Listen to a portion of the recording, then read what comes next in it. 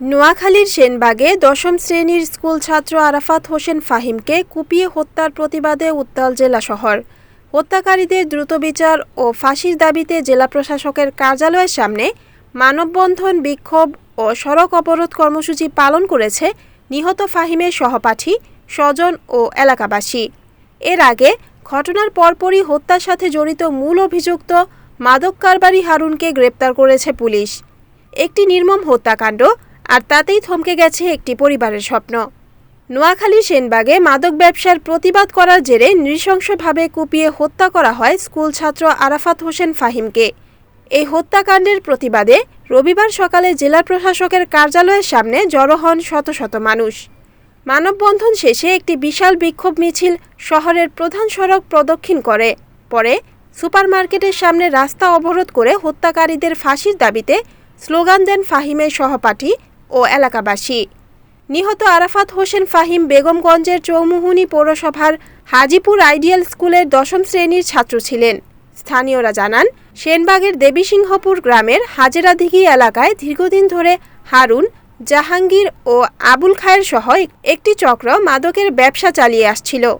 ৫-৬ দিন আগে মাদক কারবারের প্রতিবাদ জানিয়ে স্থানীয় তরুণেরা পাহারা বসালে ক্ষিপ্ত হয় মাদক চক্রটি। গত বুধবার সন্ধ্যায় ফাহিম তার নানার বাড়ি থেকে খালার বাড়িতে যাওয়ার পথে ওৎ পেতে থাকা হারুন ও তার সহযোগীরা দেশীয় অস্ত্র দিয়ে তাকে এলোপাতাড়ি কুপিয়ে জখম করে। পরে নোয়াখালী ২৫০ শয্যা বিশিষ্ট জেনারেল হাসপাতালে নিয়ে গেলে চিকিৎসক তাকে মৃত ঘোষণা করেন। মানববন্ধন, বিশাল বিক্ষোভ মিছিল ও সড়ক অবরোধ শেষে হত্যাকারীদের ফাঁসি নিশ্চিত করা পর্যন্ত পরবর্তীতে ধারাবাহিক কর্মসূচি ঘোষণা করা হয়। এরপর নিহত ফাহিমের মামা মোশাররফ কন্ট্রাক্টর, মাননীয় প্রধানমন্ত্রী তারেক রহমান, স্বরাষ্ট্রমন্ত্রী, নোয়াখালী জেলা প্রশাসক সহ সংশ্লিষ্ট কর্তৃপক্ষের নিকট ফাহিম হত্যাকারীদের অবিলম্বে ফাঁসির রায় ঘোষণা করে রায় কার্যকর করার আবেদন জানিয়ে কর্মসূচির সমাপ্তি ঘোষণা করেন। মাননীয় এসপি সাহেব, বিশেষ করে আপনার কাছে আকুল আবেদন থাকবে, এই খুনি দীর্ঘদিন যাবৎ সেখানে মাদক ব্যবসা করে আসছিল। এলাকাতে খবর নিয়ে দেখেন আপনার বাহিনী সেখানে আছে। আপনার কাছে আকুল আবেদন থাকবে, আমার বয়স 53, আমি এই বেগমগঞ্জের সন্তান, আমি কন্ট্রাক্টর মোশাররফ বলছি। আমার বয়সে বেগমগঞ্জে কখনো কোনো হানাহানি, কোনো মারামারি, কোনো সন্ত্রাসী, কোনো রাহাকে আমি দেখি নাই। আজকে কিছুদিনের মধ্যে, কয়েক মাসের মধ্যে এই বেগমগঞ্জে হানাহানি, কাটাকাটি, মানুষের কোনো জনের নিরাপত্তা নেই।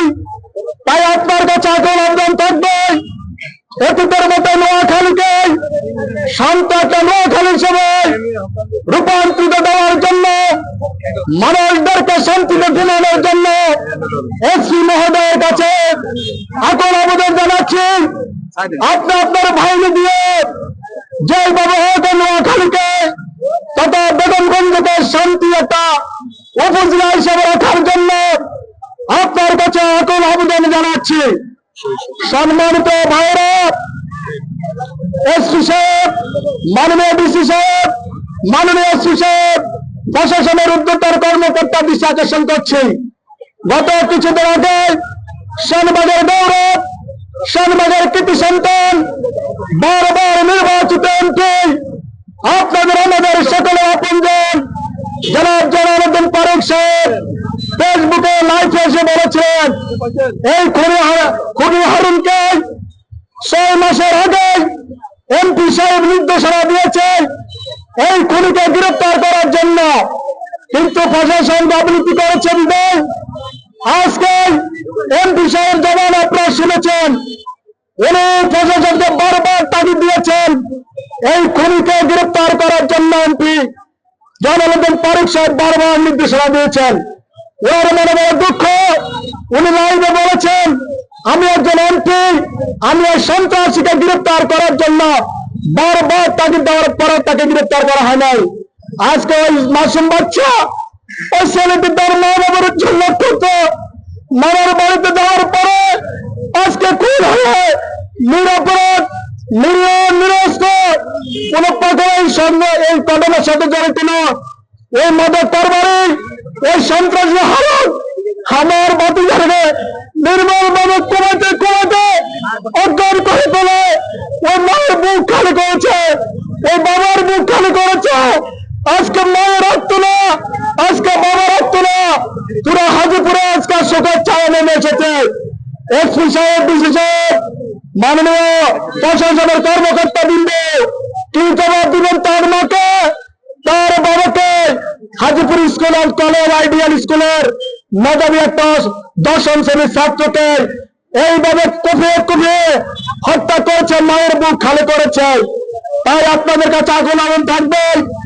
মাননীয় আমার এমপি মহোদয় জালালউদ্দিন সাহেব, আমাদের বেগমগঞ্জের এমপি মাননীয় বরকতুল্লাহ বুলু সাহেব, আপনাদের কাছে আগুন আবেদন থাকবে।